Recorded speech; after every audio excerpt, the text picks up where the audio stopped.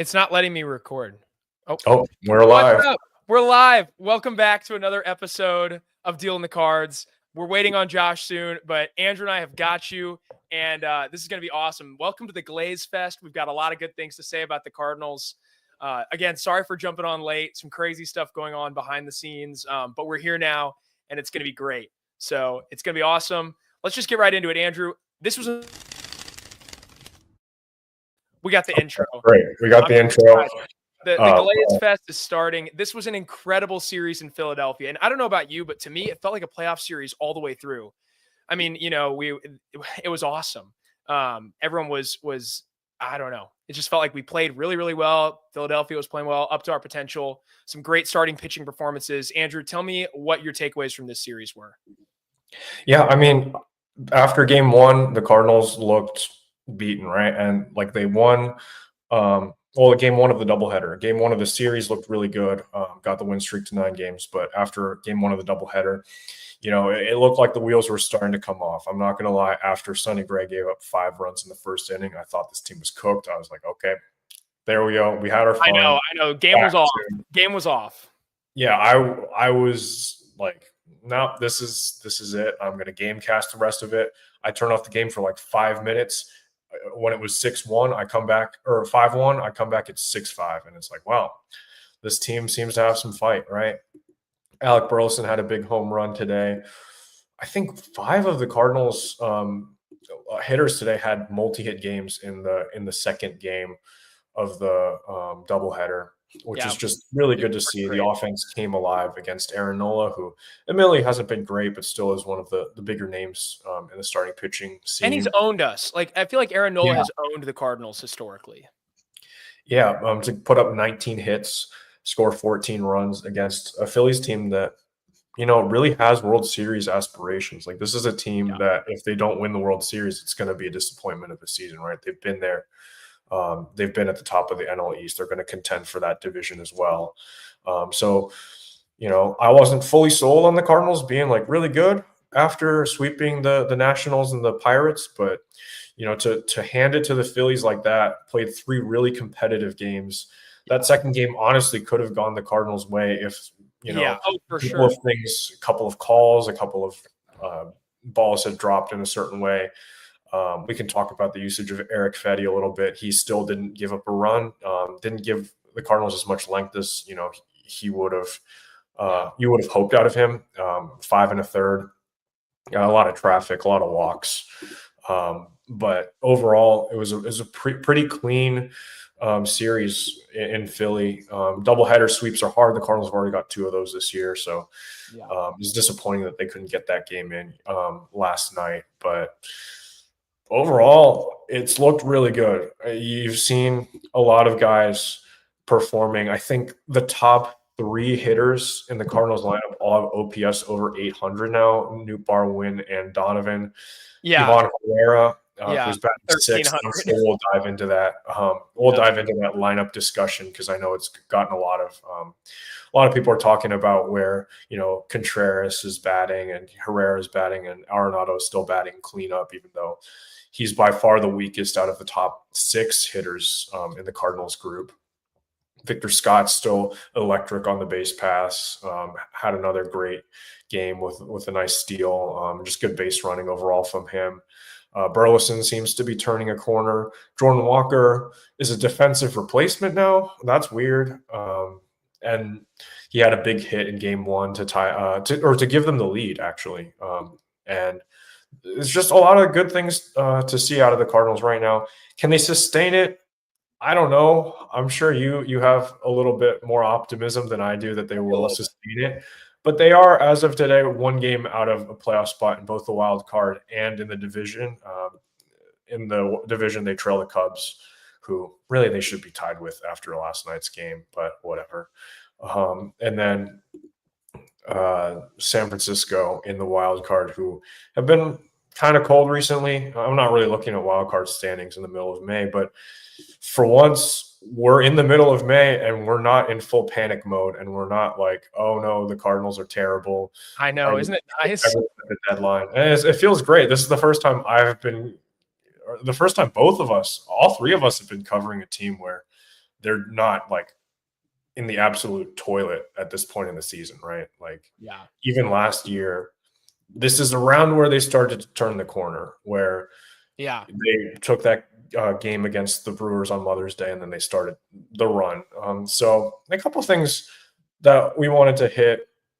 I know you might have to jump off soon. You were a last-minute emergency addition to this. Hey, we're here though. Podcast, but no, what a guy! Everyone in the chat, comment W's for Sandy for hopping on with us last minute after Josh's car broke down. Hopefully he'll be with us shortly. I think he said he's close.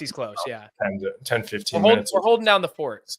Yeah. So I think the one thing I want to ask you, which is the one thing you've talked the most passionately about, is will the fans come back to the stands? Dude, they've got to, right? Like, even if you're not sold on the Cardinals being, I don't know, like a true contender this year, which, I mean, I would listen to that discussion still. I don't think the Cardinals are like going to win the World Series, right? I mean, hey, once you get to the playoffs, anything can happen. But the Cardinals are really fun. Like, that's the big thing right now.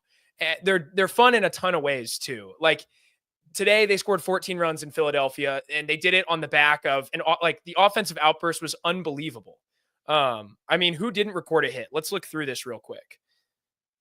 In game 2, everyone recorded a hit in game 2. I think every single regular recorded a hit for the Cardinals. Walker, who didn't get a plate. Yeah, but Walker didn't get an at bat. Like, that's awesome. Okay, everyone recorded a hit. You had 3 hit games from Herrera, Burleson, Winn, and Donovan. And you had a multi-hit game from Nootbaar too. There's power. Like, the Cardinals are slugging a little bit. They're getting on base. And when they get on base, they're a ton of fun. Like, you see Victor Scott running all over the place. That's awesome. Defensively, the Cardinals have been outstanding this year. There were, you can't call them errors because they were really tough plays. But the first game, there were 2 plays that I really wish had been made. That diving stop by Brendan Donovan probably still wouldn't have gotten an out anyway. But it might have kept, well, it wasn't going to keep the run off the board. They were going to score the first run either way. And then the catch that Winn did not make, drifting out into shallow left field, like, that was a really tough play too. But defensively, the Cardinals have been incredible this year. They're lapping the field in outs above average. So that's, StatCast's and Savant's way of tracking defense, right? As a team, I looked the other day, the Cardinals have 24 total outs above average. They don't have a single regular of their starting 9. Not a single guy is worth less than 1. So all of them, including Jordan Walker, have been above average defenders. It's been incredible. They don't have anybody on the team at all, including guys that aren't regulars. What's up, Josh? Welcome. W's. But to continue that, the Cardinals don't have a single player at all who's not worth at least 0 outs above average. So no below average defenders. Even Alec Burleson was worth 1 coming into today. We'll see where that is now. But it's awesome. They're lapping the field there, right? Second place was the Astros with like 14. So they're a ton of fun to watch at the plate. They're a ton of fun on the bases. Defensively, even like Jose Barrero made an incredible play the other night, at shortstop, that sliding grab. Like, Victor Scott, electric today in center field again. It was an awesome, the double play in the first game was super exciting. Like, just so many cool things. And while the pitching staff is frustrating at times, like Sonny Gray imploding today, not great. Thought the game was already lost. And Michaelis, even if he's pitching well, it's not going to be fun. But like Matthew Liberatore, he's a ton of fun right now. We'll see what Palante's got. We'll see what McDreamy's got when they finally give him a chance. But like, there's also fun pitching to watch now. And how about the bullpen lately? The bullpen in this second game, Sonny Gray puts him in a really tough spot. He only goes 3 2/3, and it's a doubleheader. So you've already got guys that have been used. Not everyone's available because it was a close game before. And what do they give you? They give you 5 1/3 innings of shutout ball. That was unbelievable.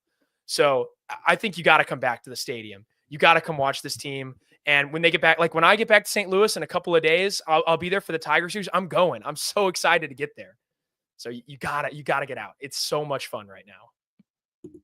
Yeah, I mean, I agree. I'll be there all 3 games. I won't be in St. Louis for the next couple weeks, but once I come back, the Dodgers will be there. So I gotta go support. Running it. Come on. For the Cardinals. For those of you guys who know, but yeah, I mean, I'm excited. Games have been more fun, and the tickets are super cheap right now. You can use code NewtNews on SeatGeek to make them even cheaper. Yeah. Shameless plug, but right up there. There you go. But yeah, I mean, I'm super excited to watch this team. Hopefully, a fun summer of games. Hopefully, by the time I get back to St. Louis, they are still in contention. That would be nice. But I mean, it'd be hard for them to fall that far out. Yeah, probably in a few not. weeks, But you never know. They got a tough stretch coming up, and I like Hey, the this is people, supposed to be a people tough say that. series, though. Like, nobody wants to Oh, play in yeah. Philadelphia. That's supposed to be hard. And the Cardinals just won a series in Philly. It's And their honestly, Philly. It's their They first are- home series loss of the year. that's insane. Yeah. And by the way, we're And- 4-2 against Philly on the season series dub for the Cardinals there. Like, that's some awesome stuff. That's a really good and the game you lost is against Jesus Luzardo, who is one of the best pitchers in baseball this year. And you could have won that game. He pitched excellent that game, and he's a lefty, which is kind of your kryptonite. So it's like, at least like they lost to a thing that you kind of know they already struggle with. Did Alec Burrow get a hit off a lefty today? Did that happen? Yeah, an RBI off a lefty. Time, baby. Like, Come on. whoa, That was awesome. Burley. Big time. So I don't know what all you guys have covered so far, but I do think, yeah, this seems exciting and it's really fun. And that felt like a playoff series. This whole in Philly, they go in game one, they snatch that game. Game two is a close game, and they really could have won it, and they lost it. So I'm not saying they should have won it, but it's like, hey, you'd love to see that they were a competitive game again against a great starter. Eric Fetty did well enough to only let up one run, right? Or was it? Oh, I don't think he gave up a single one. He did not give up. Oh, yeah, you're right. Yep. Yeah, I was thinking because in my head, that sinker down the middle of Schwarber in my head just keeps being like, that should have been a 3-run bomb. But then I think that call was terrible too. I want them to change that rule. We can talk about that. And then game two was incredible. The day was incredible, right? Like that team last year, when Sonny Gray implodes like that in the second inning, they're done. Like there's no way they're coming back from a game. And instead they fight back. And I know Aaron Nola's not the same guy this year, but again, you're still in Philly and you're still teeing off on a guy like that. And you tee off on the bullpen. You score 14 runs in a game in Philly against that team. You gotta like what you see. I'm not here to tell you they're a playoff team still. Still not here to. I mean, the National League is so deep this year that it's insane. I really struggle to believe there's gonna be an NL Central team that makes it through the wild card. That I really feel like you got to win the division, and it's gonna be tough because the Brewers are struggling right now, but I can't count them out. Reds are kind of struggling right now. They want to run though. They've got the talent. Yeah, and then the Cubs, obviously, they're not as good lately, but they've had a really tough schedule to start the year. They've got an easier schedule down the stretch. How much does that mean? I don't know. I also think they'll be aggressive at the deadline because they don't have Tucker under contract, so I kind of doubt they're going to slow play this. So again, there's a lot of things working against them, just competitive field wise. And again, I don't know how aggressive they'll be at the deadline, nor do I really want them to be. I also think they're a very thin team depth wise, where again, if two of these starters go down, I like McGreevy in there, but who's next? I mean, Quinn Matthews isn't healthy right now. And when he's reversed out for the season, right? Yeah. And like, so when Quinn's healthy, I don't think he's the next man up until he gets a little bit of starts underneath him. So who is it? Like Drew Rom? Zach Thompson. I don't know. And so Zach Thompson's hurt too still. I guess you have Steven Matz. So I guess once you get 3 deep is where it's a problem. I hope they don't go. I mean, look, the Cardinals could acquire a cheap starter if they had to. Like, there's guys that you could trade for in a pinch. Yeah, or even sign. But I do think this team, I have a hard time believing they're going to tank it this year. Not intentionally tank, but what I mean is, like, I don't think they're going to fall off a cliff and be a terrible team. And I mean, this is what we talked about in the off seasons, like, or at least I think we did. Like, if things break right for this team, if the lineup is what we think it can be, if this rotation is just good enough, which it can be, or a little bit better, and if these bullpen pieces can fire together, like, this can be a really good team. I think the thing we probably underrated the most was the defense, right? Which is best in baseball right now. It's actually on pace to be the best defensive season of any team ever in the StatCast era. Not sure that keeps up, but they're on pace to smash that record. It's kind of insane. The record, I think it's like 57 or something, and they were already worth 24 outs above average. How many of those outs above average are Michael? Oh wait, he's not on the team. I mean, that's pretty absurd though. Even if you any team finishing with 50 in a season is unbelievable. Yeah, I mean, it's been awesome. But I'm looking forward to the game every day. I was sad when it got rained out the other day because I couldn't watch it. I'm sad they have an off day tomorrow. But an off day after a game like this, you can kind of just sit in the glory of that victory and just enjoy it for the day. So that'll be nice. Yeah. But yeah, I mean, they're in a really good spot right now. They're a ton of fun to watch. Also, I know the NL is strong, but I do think the Cardinals are going to benefit by not playing in the West or the East, right? Like, the teams in the West are going to cannibalize each other. I can't see a scenario where the Dodgers are going to be really good. The Padres are going to be really good. I really do think that one of the Giants or Diamondbacks is going to struggle to win more than 85 games. I don't believe all 4 teams will finish with over 85 wins. Maybe are the Giants, like, how good are the Giants? They had That's a really what I wonder. I don't know. I don't know. It feels to me like the Giants have benefited from some crazy things happening this year. Mhm. And I don't know. They're good. There are things to like about them. Jung-Hoo Lee is breaking out. Like, there are good things happening in San Francisco, but I don't know. I really don't know. And it feels to me like one of those teams, probably the Giants, won't win more than 85 games. Also in the East, like, the Braves have really struggled this year. You're muted, Josh. Oh, he's muted. I guess your mic did cut out. Whoops. I thought it was fine earlier, but I guess not. See, look at us having. Do we have you back now, Josh? Nope. Barely, like very faintly. No. Nope. I don't know what's going on. All of Josh's technology is breaking today. I don't know what's going on, but we'll get that figured out. But one more thing is here. Like, I do think the Cardinals, as of right now, look better than the Brewers and the Reds. And we've already taken a series against the Brewers. We split with the Reds on the road. And I think we're more than capable of finishing ahead of both those teams. And I think we're capable of finishing ahead of the Braves. Like, there might be a wild card that sneaks into the Central. The other thing, last thing here, is like, it feels to me like the Cubs have kind of had a dream season. Like, there are so many crazy things that have gone their way. They've already walked off a bunch of games. We'll have Josh right back in a second here. They've already walked off a bunch of games. And they're just one game ahead of us. Isn't that crazy? Like, how lucky they've been to be one game ahead of the Cardinals. And how many things have broke wrong for the Cardinals? Yeah, exactly. Yeah, so many things. We haven't won we couldn't win a game in extras for the longest time, you know? Josh's mic again. It's broke. Can you hear me? Oh, now it's good. Back. Okay. The Cubs have been so lucky, and they're a game ahead of us. What is this? We could easily be in first. I don't know if the Cubs have been lucky. Their offense has been one of the best. Okay, it's been awesome, but how many improbable? Like the win the other night, you're down 4-2 in the ninth, you come back and walk it off. Really? Well, I mean, could you count on an error? This game as that was this game for the Cardinals. Yeah, but also, like, we did it early in the game. We also won by 7. It wasn't a walk-off. And they won. The inning got rolling because of an error. I don't know. I don't feel like I can call a team that's lost their 2 frontline pitchers to injury already. That's fair. And is like in top of the division lucky so far. I think though they're a bunch of improbable wins, and the Cardinals. They're one top pitcher and they're one number 4 starter. Josh, you should get it right. Oh yeah, there you go. But I do think like the Achilles heel, the Cubs team right now is they have had a lot of pitching injuries, and their bullpen really isn't good. And like we've seen with this Cardinals team, when you have a bad bullpen, it can be really hard to win games. So we'll see what happens there. Their lineup's been really good, but honestly, I mean, I'm taking the Cardinals lineup. I know the Cubs lineup's been more productive this year, and they got Kyle Tucker, but like, I don't know. I think PCA is coming back down to earth at some point. Has anybody seen that Savant page? He's chasing like 45% of the time. It's the worst in baseball. It's kind of a Javi Baez profile from a few years ago, and that can be productive at times. He's making a lot of loud contact, but like the story's going to get out. Like, don't throw the ball in the zone. He's going to chase, right? I mean, it's like Javi. Javi would swing at a pickoff attempt, they used to say. They're traded for each other. It's crazy, right? Yeah, it's really funny. And I mean, there's no way he's still an MVP candidate in August, right? Like, he has to come back. The defense won't slump. He's a generational defender. I unfortunately have to admit it. I am curious from your guys's. I guess Sandy wasn't here last time we talked about it, but Andrew and I kind of went back and forth a little bit. Are we ready to believe in Ivan Herrera? Because I'm so sold on him. Yes. I think he's a beast.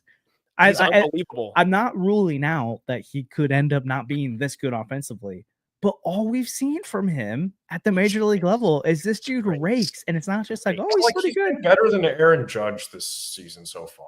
So but I'm sorry. I'm not saying keep up better than Aaron Judge production from right now. I'm saying to be a 40% above league average bat, which he's been for his career so far at the major league level. I kind of think he can be. I don't know. And if he's that's a top hitter in all of baseball. And if he's catching and you're 40% above league average at the plate, oh boy, I actually think you have the potential to be one of the best players in all of baseball. Yeah, I mean that's like potentially 6 or 7 win value over. Like, that's MVP candidate potential if you do that. Yeah. So I mean, think about the season Yadi had. I'm not saying he's Yadi defensively, but like Yadi was an MVP finalist one year. And but like the offensive difference could make up for that value is what I'm saying. Like Yadi's best season ever, he's like a 120 WRC plus, right? In like 2013 when he was an MVP candidate. I have to look at that. If you're telling me that Ivan Herrera could be a 140 to 145, 150 maybe in his prime, like that's an MVP candidate as a catcher. That's insane stuff. Even if you're just a slightly above average defender. Yeah. I am curious, like how much never mind, I'm not going to say it. I don't want to get into that conversation about it. He had two seasons where he was at 38%, 33% above league average. So Yadi's had some pretty elite seasons offensively. Which year was he 38%? And how many? 2012 and 2013, he was 33% above league average. And those were seasons where he played in 138, 136 games behind the plate. That's crazy. That's insane. I mean, Yadi underrated.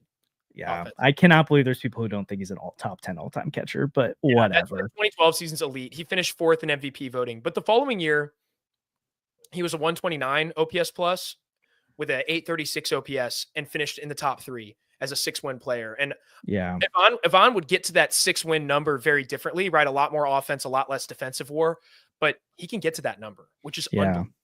And like Cal Riley last year is being like he's a very good defender. So that's hard. It's a hard comparison, but like people are like, man, he's a great hitting catcher. And he was 17% above league average last year. We're talking about he has 40%.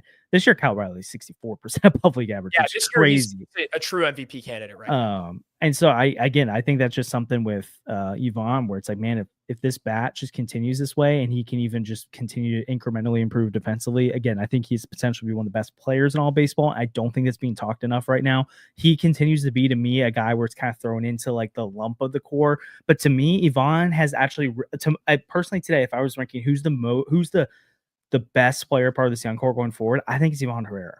It's definitely possible. And you could argue like Nootbaar or Donovan, maybe. I don't know. Yeah, they're safer to me a little bit.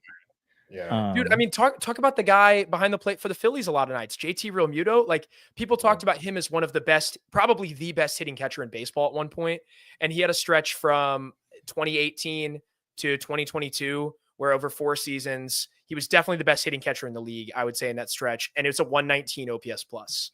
Like you're talking about Herrera potentially being 15 to 20 points better than that. I want to check on Will Smith and see how elite he's been offensively. Because all these guys we've mentioned, Realmuto, Riley, Will Smith have been really good defensively as well. Will Smith had a year where he was a 130 WRC plus guy. He's a 4.6 win player at that point. So. And Will Smith has more defensive question marks than the other guys we've talked about too. Yeah. And again, this is part of the reason why I'm not totally against the Cardinals. I think I want to see him land as a catcher, but if they move him to first base or DH, again, the bat has to keep being this good. But if it is this good, you're in Vladimir Guerrero Jr. territory. You're in above Pete Alonso territory. Like this is a true superstar bat that plays at any position. You're obviously more valuable as a catcher, but the downside of a catcher is unless you get creative with playing time, you miss 30 or so games a year, maybe more, because you just have to get off those legs. Yeah, no one's Yachty. No one plays 162 games behind the plate anymore. And so there is that part of me that's like, and could the bat be even better if he's not crouching behind the plate all the time? I don't know. So that's where I'm open to that long term, especially if the catching depth does produce where like Pedro, again, I don't think he's a starting catcher, but I think the defense is good enough that you can play him with a lineup as good as the Cardinals is right now. But if like Jimmy Crooks at some point is ready and he's a guy that can play a lot, then I wouldn't mind if it's more actually Ivan maybe catches 30% of the time, but he's mostly a DH first baseman and Crooks takes the heavy load there. Like I just think you can get creative. Again, I'm not saying we should totally say at this point Ivan for sure. I'm going to say it because I'm just going to go on a limb and say I think I've seen enough at this point that I trust Ivan Herrera to be an elite bat. But I think it's totally fair to say we need to see more to confirm that. But my point to this whole conversation is there's nothing he's done at the major league level that says he isn't that. We aren't talking about Walker Gorm here where it's like, oh, like there's a trajectory, they're ascending to being that good. Like that is who Ivan Herrera's been. Yeah. I want to ask one more thing here. I saw this name brought up in the chat, but like Yoel Poso also, how do you like when Yoel Poso came into this club, right? You're talking about a guy who it's like, it's an emergency ad. He's not going to do anything, but quietly he's been fantastic. Yeah. Even if you go check out like his Savant page, I mean, he is in the 100th percentile of expected batting average. He's got like a 60th percentile ex-WOBA. He doesn't have enough plate appearances to qualify, right? Because you're talking about roughly a 50 at-bat sample.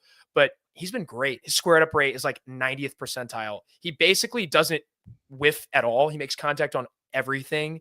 And his strikeout rate is 2.3%, which is the lowest in baseball among all hitters with 40 plate appearances. Do you feel like maybe Poso is a guy that could be your backup catcher for more than just this year? And if that, I mean, does that help you maybe be able to move on from Pajes in some scenario? Or does that relieve pressure on Jimmy Crooks to develop at some point, especially if you can leave Herrera back there? I feel like that's actually a pretty big get for the Cardinals at this point. And I think it doesn't necessarily solve problem, but it makes things easier for them, I think. And I think he deserves a lot of credit. Yeah, I mean, I think I need to see more to be like, I commit to him. But like at the same time, like realistically, like I've seen people like, oh, straight Pedro Pajes. I'm like, for what? Like, what is someone offering you for Pedro Pajes? I mean, I don't know, like a depth prospect. Like, so like I could start on another team. Is there a team he could start on? Probably, because there's some teams just I mean, there's teams with really bad catchers. Like he could just be like Pajes could be a decent, like a good defensive catcher. To me, he's kind of like Andrew Kisner, where it's like by the time you start paying him an ARB, probably non-tender him, and that's a guy. Kisner.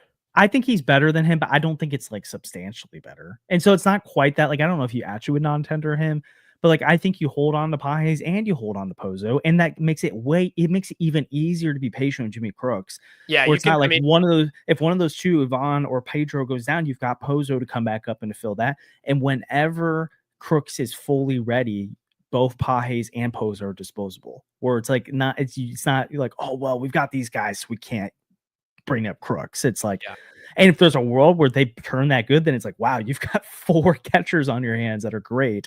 I just think, again, as much as I've been like sending down Pedro Pajes, which I've actually backed off that, Poso's played 11 games. So like, I'm not ready to be like backup catcher of the future right there, but oh man. Let's pause and thank a couple of our sponsors real quick here, and then we'll continue on because I know there's a lot of fun stuff to talk about. I don't know how much you guys broke down Sonny Gray's struggles today, but we haven't yet. Okay, that's probably worth talking about. But as always, the presenting sponsor of the 314, the Deal on the Cards podcast is 314 Sports Cards and Collectibles, located at 9640 Olive Boulevard in Olivet.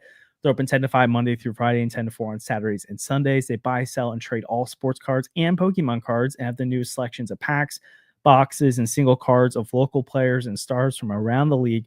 You got to go check them out. We know many of you already shop there already, so make sure you let them know if you come in and listen to the podcast, and then send us the cards you pull. It's really fun seeing what kinds of cards you guys get.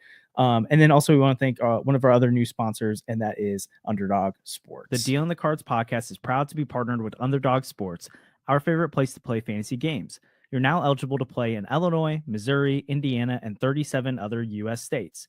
You got to check out Pick'em. It's so easy to play. You just pick 2 to 8 stats of your favorite players and choose whether they'll go higher or lower. You can win 20 times your money by going 5 for 5. If that sounds like fun, sign up with our promo code CARDS to claim your first free pick plus first time deposit offer up to $1,000 in bonus cash. We can't wait to see your entries.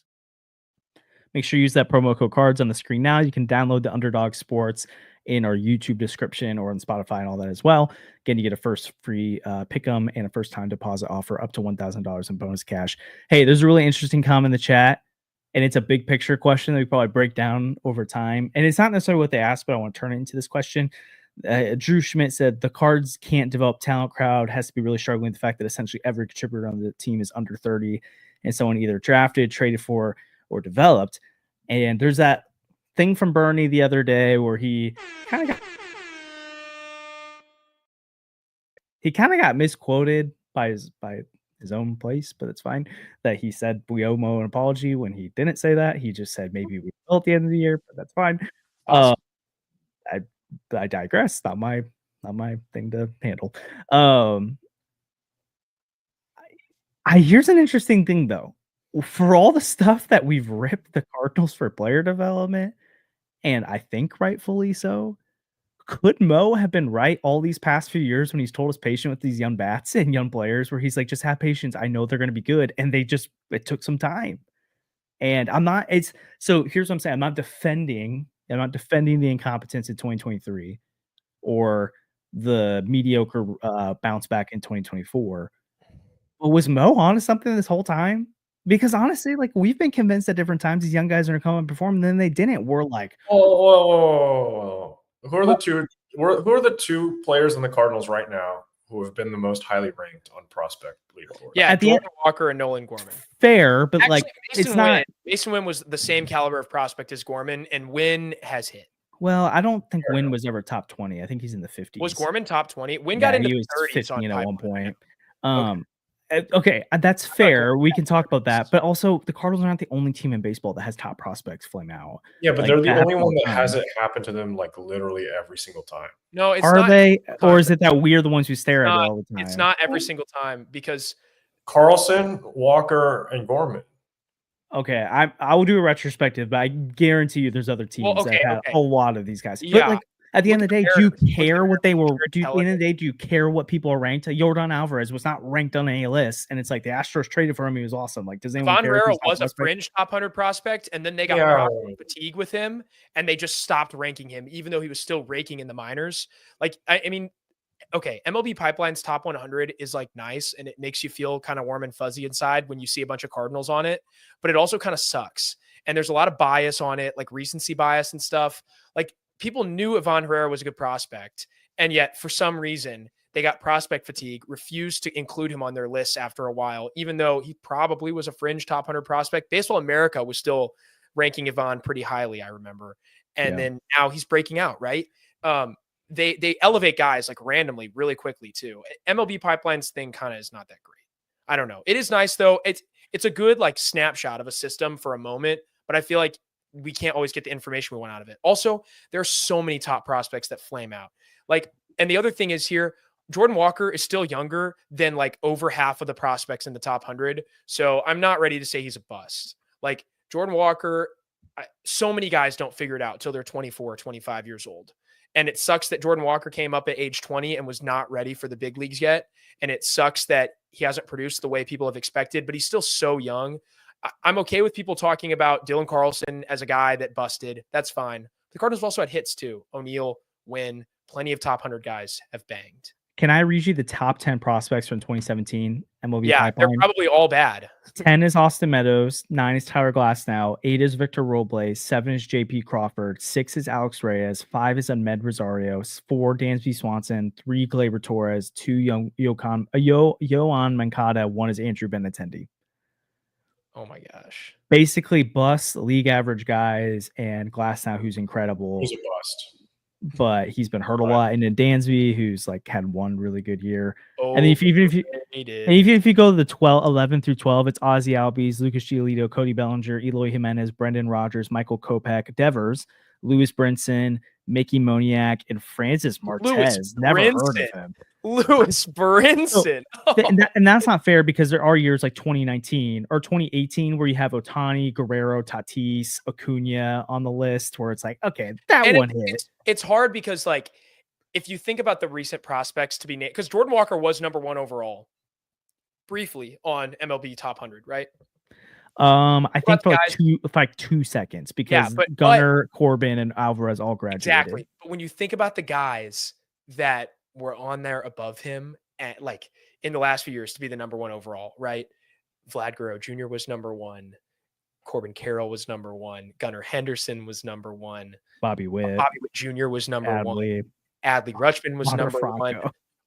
And that guy was a star before he got a little full of himself. And we're not going to talk about that on this podcast. Not all right. Not a good guy. But these other guys, like, man, they all like hit, you know, and to have Walker be like the only guy in that group that didn't. And now you've got Roman Anthony. Well, is he the only guy? Because I mean, you've got like Francisco Alvarez on there, Spencer Torkelson. Good when he's been on the field. Spencer Torkelson had a good season.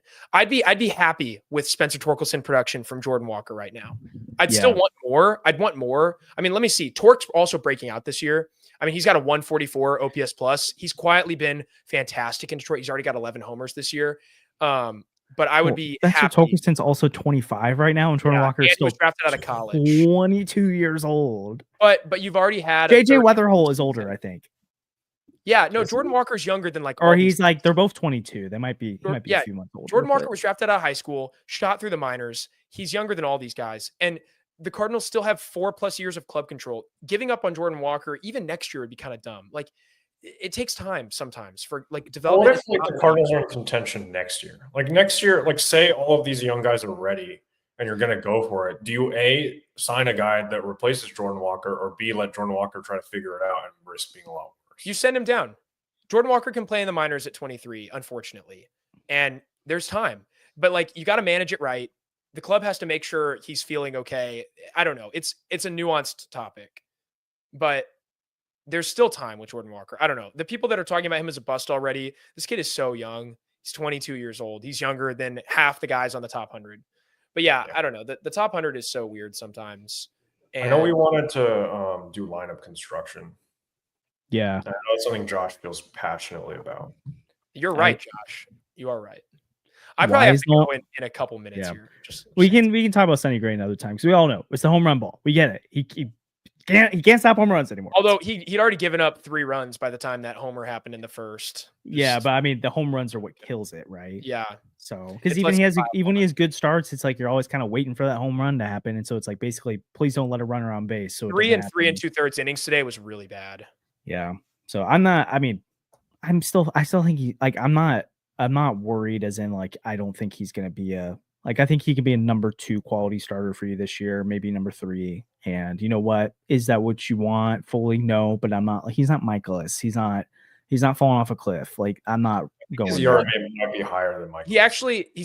He is higher than Michaelis, but he's been reverse Michaelis. This is interesting. So Michaelis this year, outside of like after that second start, Michaelis has had like a sub 3 ERA, and he's been really, really good. Sonny Gray coming into the start had a 3.5 ERA. And here I'm pulling this up real quick. I had the game logs pulled up before. But I mean, of Sonny Gray's 8 starts coming into today, I would say 6 of them have been good starts. 5 innings, 2 runs. 6 innings, 5 runs is bad, and 4.5 innings or 4 1/3 and 4 earned runs is bad. But in pretty much all the other ones, like 5-2, 5-1, 7-0, 6-3, 6-3, 7-0. In the other 6, it's either been a quality start or something better than a quality start. Like 5-1 is better than 6-3. That puts you in a position to win the game, especially when your offense has performed this well. And now that the bullpen's heating up, they can protect these leads, at least for the time being. So like Sonny Gray's been fine. I agree. He's not an ace right now, but he's also given you 2 ace level starts, these 2 7-0s in the last couple weeks. You're going to have to work around a couple blowups. If it happens again, it's a real issue, you know? But I also want to see like how many he's allowed. Yeah. He also allows home runs in bunches, it seems, or at least he is now, but it hasn't been nearly like in spring. It was really bad. The home run issue was really bad, but I think he'd only allowed 6 coming into today, but his first 3 starts of the year, he allowed 1, 2, and 1. Yeah. Yeah. But then he went a while with only, actually, so here game score or box scores 1 in a game, then 2 in a game, then 1 in a game, then 0, then 1 in a game, then 0, then 1 in a game, then 0, then 3 in a game. He's only had 3 starts this year. I know he's only 3 starts this year that he hasn't allowed a home run. Yeah, but I mean, 1.2 per 9 coming into today it's not like an unsustainable thing. That's not awful, you know? That's like normal. It's normal. The problem is though, Sonny Gray has been a suppression pitcher for so long. And it's weird that he's not all of a sudden, and it kind of sucks. He's been really good at suppressing home runs, like elite, like among the best in baseball, was the best in baseball in 2023 before the Cardinals got him. So also, I would say I do not think the Cardinals overpaid for Gray. That's market price is $25 million a year for a guy like that who's coming off a second in Cy Young voting, and you got him on a 3-year deal. Yeah, so that's $25 million a year. I mean, they backloaded it, which was dumb. I can't believe that. I wanted to talk about that. I was fine. I would have been fine with them backloading it if they spent the money. That's why we did that emergency pop. Like it was literally titled like Sonny Gray's contract details, change everything. It was like our most viewed podcast ever. And it was like because they could open themselves up to do more, and then they didn't. And it was like, what are you doing? Yeah, I wish they should have front loaded it. You could have paid 35 in 2024, and you could have paid him 25 this year and 15 next year. You know how great that would have been? Been a lot better, but way better. So it's just dumb. Yeah. It's dumb. So lineup construction, boys. Why the heck is Nolan Arenado batting cleanup? I think he's batting cleanup because they see him as a cleanup hitter, not because he is. And it's not like I don't want to make this like the hate on Nolan Arenado hour because Yeah. Nolan Arenado has been really good this year. He's been Well, everything the Cardinals need. Come on, he's been good. Let's admit it. good, Nolan not Arenado defensively, really. I just say, well, let's not he's go kind of really bad. good. Well, I mean, okay, but we're not talking about, well, you don't get to bat fourth because your defense is good. Sure, Like we're sure. talking But about. Nolan Arenado has been pretty good this year. He's turned in he's changed as a hitter. He's not striking out at all. He's drawing more 731 walks. OPS. Okay, yeah. It's not the power hitting Nolan Arenado that the Cardinals acquired, but it's leagues better than Nolan Arenado from last year. I think you got to acknowledge that. He's an above average hitter who's playing fantastic defense and he's walking as much as he's striking out. Okay, I agree with those things, but above league average hitter shouldn't be your cleanup hitter. I agree. They should move him down in the lineup. Yeah. I'm just saying, I don't want this to turn into hate on Nolan Arenado hour. Agreed. I want this to be Nolan Arenado's been good. He just shouldn't be hitting there. And it's both because his production is not there and also because these other guys on the team have elevated their own production to the point where you have to start changing the lineup around because you can maximize things with these other players that have been way better than projected. Agreed. So how would you I guys think we should turn into the Yankees just lost their third baseman, and Max Muncy has been terrible all year. And maybe those are two of the teams that Nolan Arenado actually wanted to go to in the offseason. Hey, guys. Yeah, well, they should have offered anything. Now Arenado's value has increased this year because he's back to being Nolan Arenado on defense, and you didn't know that last year. Yeah. Well, I think it would be interesting to see what they did if they do trade him. I think you can maybe offload pretty much most of the money now without getting anything in return, or you could take on money like you wanted to before, but actually get something back instead of what it was going to happen was you're offloading all the you're taking on money and you're not getting anything good back. I think now though, and good isn't even now. I'm not talking about there's not near top 100 prospect, but yeah. And the good thing is Nolan Arenado's contract was front loaded enough that he's going to get way less expensive. So maybe you could even get some back.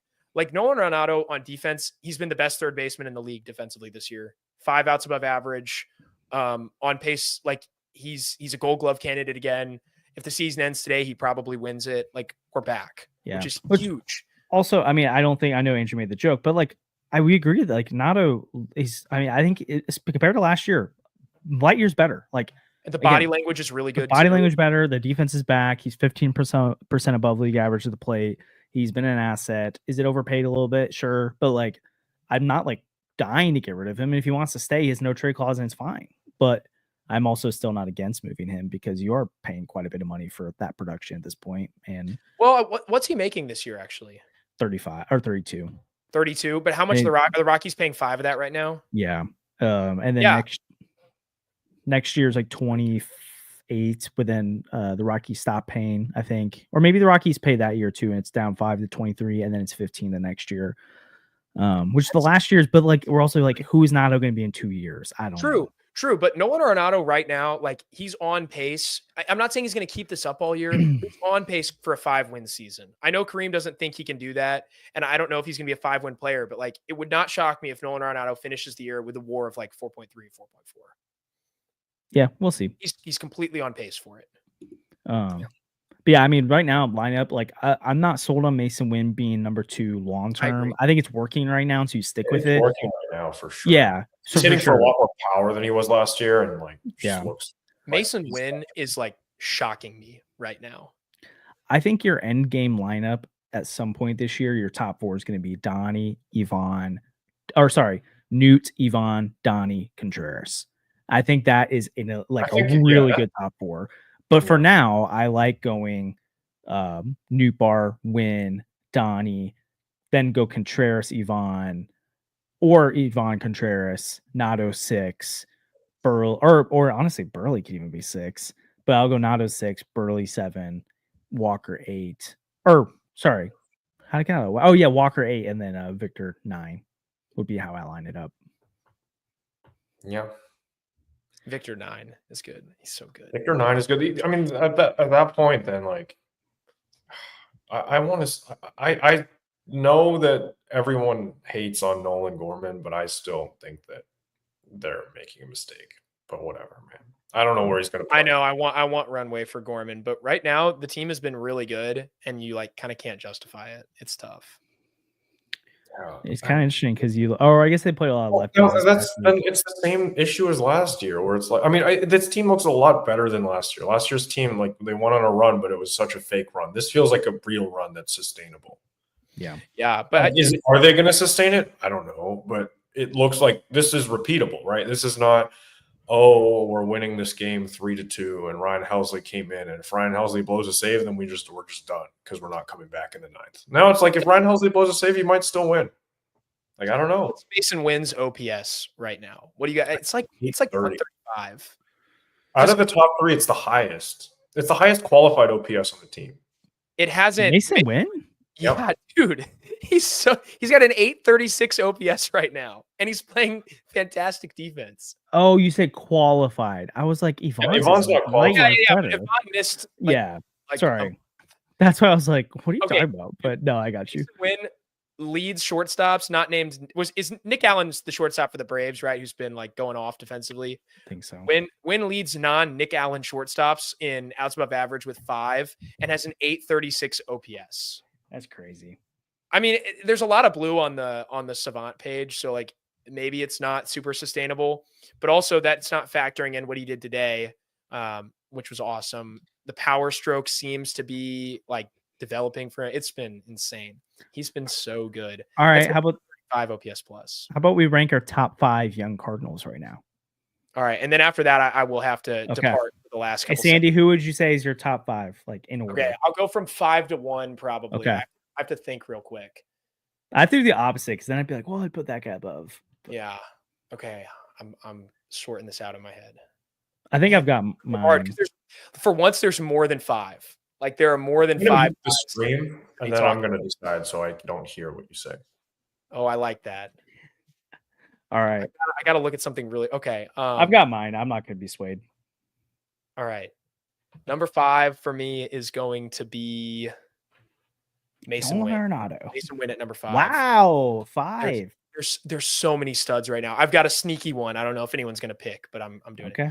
So Mason Winn at 5, just because the glove has been fantastic and defense doesn't slump, and Mason Winn's going to win a Gold Glove someday. Also, we're including Newt, Donnie, and Burley into this, right? Yes. Yeah. That's and pretty much anyone under, like anyone like pre-arb or that's why Winn just an arb. Right. Yeah. So like the glove's been amazing. I think I know your sneaky. He's not going to finish the year with an 836 OPS, but he might finish the year with a 780 OPS, which is a big step up from last year. And that is an all-star. That's an all-star. That's amazing. Yeah. Okay. Number 4 for me is going to be, this is so hard. I'm going to go with Matthew Liberatore at number 4. I knew it. This is my sneaky one. Every time Matthew Liberatore takes the mound for me, it's must-watch TV right now. He just looks like a completely different pitcher. His usage of his arsenal has been unbelievable. The other day against Philadelphia, it kind of ended unfortunately, but the first 5 innings of that start, it felt like, oh my gosh, I'd run this guy out in a playoff series today. He's got a 292 xERA, according to StatCast. He basically is leading the league in walk rate, 3.8% walk rate. Guys are chasing 33.3% of the time against him. That's an elite number. There are things to not necessarily love in the profile, right? Like the exit velocity is not great. The hard hit rate's not great, but he's generating more ground balls than he has previously. He's holding guys in check. He's not giving up the crazy homer type contact, and all of his pitches have been good. His fastball above average, his breaking ball above average, and his off speed nearly the best in the league, 96 percentile run value. Okay. Number 3, I'm going to have to go with Donovan. I'm really struggling between him and number 2. I'm sure you know who number 2 is. But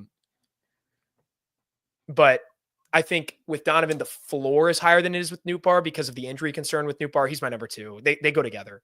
But they're both, to me, seem like 800 type OPS players who play very good defense at multiple positions. You can play Newton center, though, so I think that helps. Obviously, you can't play Newton in the infield. I'll take Newt number 2, though, because the OBP is going to be higher. I think the power potential is higher than Donovan, too. I think Newt has the chance to be a perennial all-star, whereas Donovan has the chance to be a few-time all-star. So that's a big deal for me. And then number 1 is Ivan Herrera, right? Like you're talking about a guy who might be 45% above league average at the plate. That is an MVP type bat. Honorable mentions. Like, how do I not have Victor Scott on this list?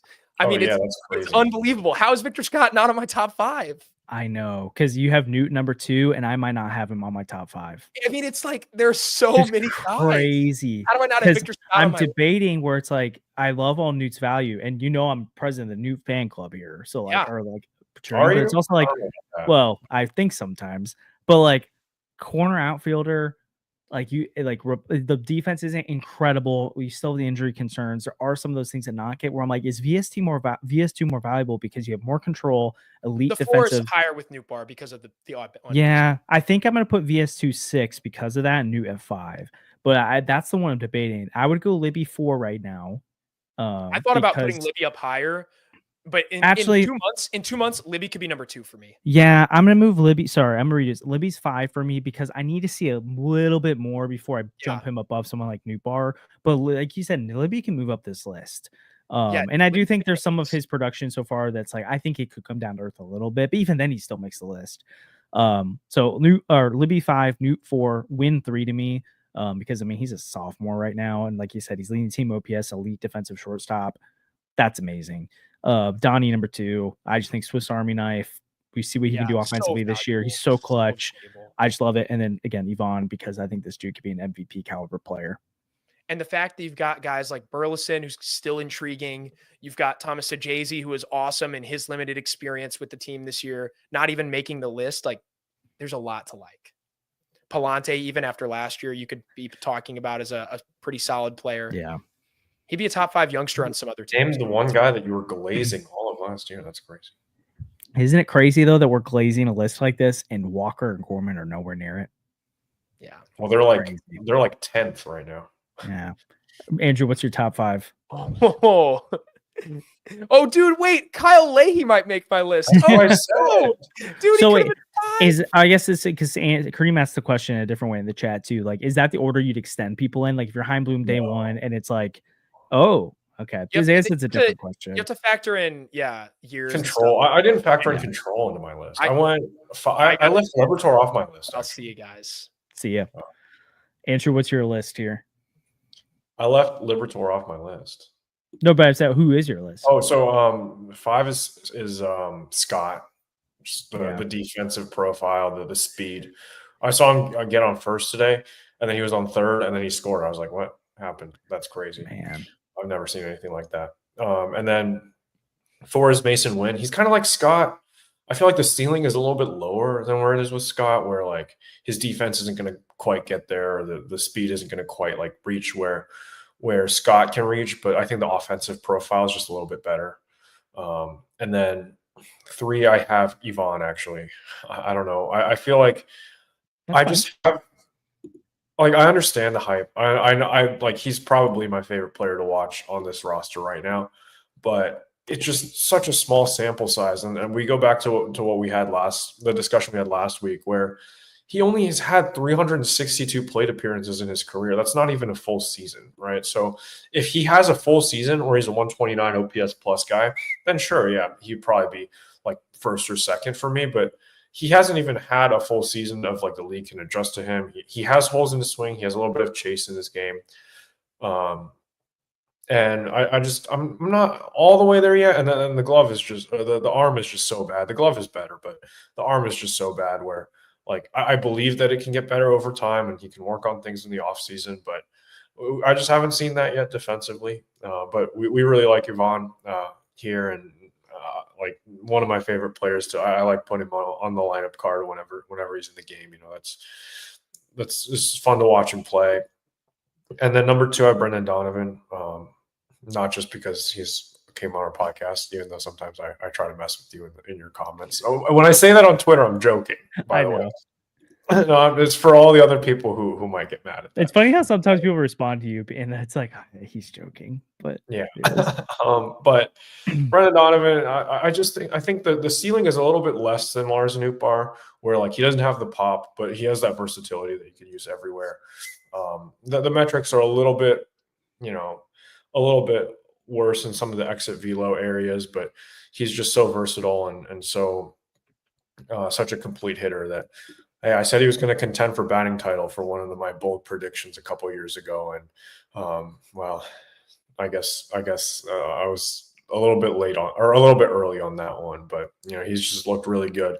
Even throughout, he was slumping a little bit earlier in the series, but then today seemed to get it together in game 2 of the doubleheader, and that's really exciting to see. Just hopefully he keeps going. Winning a batting title would be cool, Yeah. If he stole a triple crown from Shohei, I wouldn't be mad. As Luis Ariz doing that made me mad. But and then Lars Nootbaar, number 1. It's just like you look at his Savant page, it's all red, and it's still all red. And I think I know what the issue is. It's just that sometimes he just takes the pitch right down the middle and doesn't swing at it. And I feel like if he gets a little bit more aggressive, sacrifices a little bit of that chase rate being so elite, becomes a little bit more aggressive, he could become one of the best players in all of baseball, because the eye is so good, and then the hit tool and the power tool, I feel like, have really started to develop. He has just impressed me probably more than, like, sometimes it's frustrating to watch a new bar at bat where it's just like, why didn't you swing at that? You had 2 strikes. You got to protect and swing at that. At least foul it off, right? It was right down the middle. But then, like, when he gets a hold of one, it's just like he always seems to deliver in those situations. So enjoy watching him. And, like, obviously that's not the order I would extend them in, because Donovan and Nootbaar are the most expensive on that list, just because they've also shown us the most. Yeah. And they're closer to free agency. Yeah, they're closer to free agency, and honestly, they're both probably going to leave in free agency, and we're very sad. But I do think it's going to be a game of chess for Bloom if he wants to keep a lot of these guys around. How he's going to do it, because you do have 3 years of control, or 2 more years of control after this year on Donnie and Newt. I mean, Winn hits ARB this year. Ivan hits ARB this year. Libby hits ARB this year. Like, oh man, like, it's going to start getting expensive. Which is why I think it was redonkulous that this past offseason they didn't start trying to figure out some of those deals. Thanks, Mo. And start putting some of that money toward the beginning of it. It's frustrating, but here we are. And again, I mean, these guys could fall apart. So let's not. Again, I'm really high on a lot of them, but, like, I mean, how many Cubs fans are looking at their core in 2016 thinking, man, this team's going to be great forever? And then Baez and Bryant and Rizzo. I mean, Rizzo kind of kept going, but Bryant and Baez kind of fell off, and we'll see. But yeah, trajectory arcs aren't cheap. That's for sure. But I think what's working in the Cardinals' favor is their payroll is 35 to 40 million less than it was last year already. And then you already have Michaelis coming out the books this year. Matt's coming off the books this year. Arenado's contract's getting cheaper and cheaper. And it's like right now you're paying in the 30s range for him, and that'll be coming off the books. And then you've also got Gray, who's at 30 this year, 35 next, or 25 this year, 35 next year. That will be coming off the books. So that's a lot of money to work with, right? So to keep it, but I mean, if you use all that money just to keep guys around, then it's like, okay, well, how do you keep adding to the team too? You're really committing to this team growing together. So there probably will be a few casualties from this core that can't make it long term. And yeah, and I mean, Kareem's brought this up. I don't mean to out him if he doesn't want to make it a public thing, but I think it's a good question of, like, if the Cardinals aren't gonna extend Donnie or New, or they really aren't sure about it, or they're leaning toward no. And again, when you're in contention right now, you don't do it. You can't do that. But this offseason, if you're not going to keep them, maybe you do trade one of them to get value back because you can get a lot in return. But that's only if you're not keeping them. I think you should. I think these are great players to build around. And what I really love about pretty much all these players are naming right now is they seem to be culture builders. Like, we're not talking about guys that have character issues or guys that effort issues or chemistry issues. Like, these are all guys you want in your clubhouse. And I think it's a great thing to have a team full of those guys. And Brendan Donovan specifically, one of the reasons I keep him around, even if I can make an argument that all these guys potentially have higher ceilings, is that, I mean, he just is a leader, and you need guys like that on your team if you're gonna compete at a high level in this game. There's a lot of talented players in baseball, but we've seen really talented teams fall apart because of lack of leadership, and I think his versatility is such a tool. And so I think it's a good question. It's worth asking and thinking about quite a bit, because this core is really dynamic. And man, I can't believe like how optimistic we are about the future right now, May 14th. But I mean, we didn't even talk about JJ Weatherhold all yet. He's coming. I feel pretty confident about him, but then like Quinn Matthews, Tin Cans, Jacob Roby, Cooper Jerby, all these guys, it's like, who knows, right? Will they be healthy? Will they be productive? I don't know. We'll see. But yeah, it's fun times. Fun times indeed. It's going to be sad that I won't be able to watch games for a little bit, but yeah. yeah. Hey, we've had a really fun stream tonight. A lot of people are in here. Thanks for being patient with us, guys. Sorry about my lateness for this one. Also, I mean, guess a good question, a good thing or comment from Samuel here. Like the new CBA it could end up being playing in the Cardinals' favor because it really does feel like the owners are trying to potentially limit some of the bigger markets a little bit, help smaller mid markets out, and the Cardinals should really be a team who thrives in that because they are. They should be playing up above their pay grade a little bit more. And so I think in reality, it's like it won't hurt them and potentially might help them a little bit, while it might hurt a lot of the big market teams more than it helps. And then it's going to help some teams like the Pirates. I don't know how much they're actually going to, and they might spend the bare minimum they have to, but I don't know how much aggressive it makes them, So we'll see. Bloom, pull up the Brinks trucks. Let's extend all these guys. All right, let's keep them around. So, anything else you want to talk about today, Andrew? Or are we? I mean, we got a Royal Series coming up. It's a tough team. Yeah. They've been streaking a little bit too, but I don't know. The Phillies are a good team, and beating them at home is very, very tough. And that's what they did, and they did it pretty convincingly, honestly, this week. So. There are some people in our comments that were like, "Oh, well, we have to play every team, so beating the Pirates and the Nationals or still means something." I was like, "Well, yeah, it does mean something, but I don't know if that means the Cardinals are like a great team, But they're starting to another big series win, and I feel like I might be bought in and disappointed when this team doesn't make the playoffs, but that's how the season is. Yeah. Yeah. Again, you can't control what's on your schedule. They took care of teams. I mean, even like 2022 and all that. And the Cardinals are going to drop at some point, even if they're considered to be awesome, they're going to drop a series to a bad team. It's going to happen. Happens every team. Oh, yeah, for sure. But the Cardinals always felt like, it's like, man, you could beat the Phillies, but then you like drop like 2 of 3 of the White Sox, and then you get swept by the Tigers when they're bad and stuff. And it's like, what are we doing here? But this team's taking care of business against teams it should. And they're now like, even again, I'm gonna say it again. This game this morning or this early afternoon felt like a playoff game, and you're playing against one of the best teams in baseball, and you competed that whole game. And I feel like there's been very few games this year that I feel like this team has not been in it and competing the whole time. And occasionally you're going to get blown out by a team. It happens. Occasionally your offense is going to go cold. Or not occasionally. Your offense is going to go cold from time to time. You're going to have a starting pitcher implode or a bullpen implode. That's baseball. It's 162 games. But the majority of the time, I think this club puts itself in an opportunity to win. They don't beat themselves really either. Like, again, going back to the defense, and now that the bullpen's cleaned up, it's a little bit. Yeah, it's intriguing times. We'll see what happens. But I'm buying more and more in, drinking the Kool-Aid a little bit here. Again, I don't think it's a World Series contender, but man, it's exciting, and I'm excited about the future for them. So, I mean, after that first inning, I thought we were going to have a really depressing stream, but it ended up being really fun. So, yeah, I can't take credit for it. So, because you got to put your money where your mouth is, but I almost tweeted out being like, I kind of thought the Cardinals could win this game because the offense is different, and man, they showed out. So, and also like they took the lead back and then they gave it up right away and they took it back again. Like, I love that fight. Oh, I tweeted out that this is the worst loss of the day that I've been tweeting out for all these time. I saw that. And, you could say it's L admin or W admin because you might have been the cause of the win. I don't know. True. So, hey, Andrew's going to be in Japan for a while. So true. Have fun.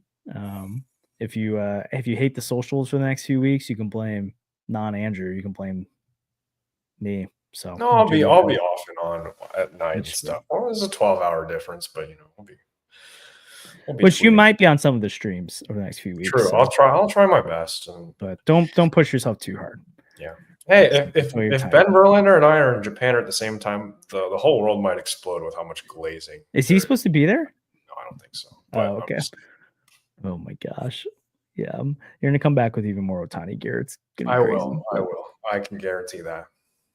Well, appreciate everyone tuning in as always. Again, check out 314 Sports Cards Collectibles. If you're your first time watching the pod or you're not subscribed and already, please subscribe, like the channel, like the stream, not the channel, like the stream, like the podcast on audio platforms.